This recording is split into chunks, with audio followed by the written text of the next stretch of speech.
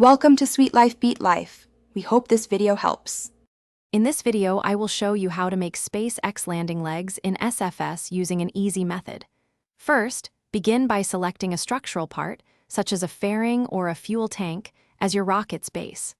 Next, attach a small structural wing to this base. This wing will serve as the primary support for your landing leg. Make sure it's perfectly symmetrical for optimal balance during flight and landing.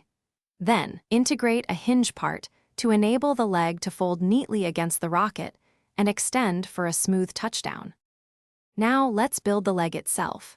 Connect a structural panel to the hinge you just placed. This panel will form the main length of your landing leg.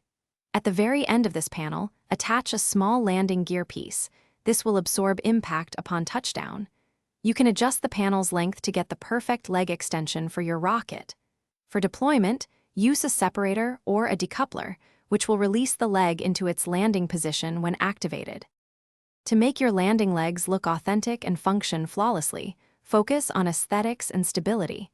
Use additional structural parts to add detail and reinforce the leg's structure, mimicking the real SpaceX design.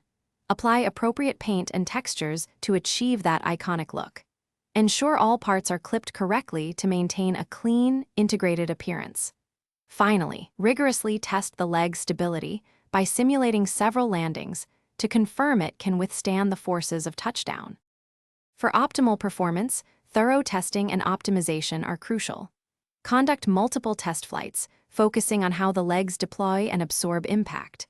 Adjust the hinge strength and deployment speed to ensure a smooth, controlled extension. Verify that the legs deploy without any collision with the rocket's main body.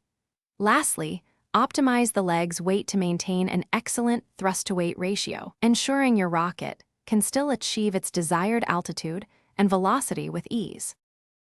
Thanks for watching. Consider subscribing if we helped you.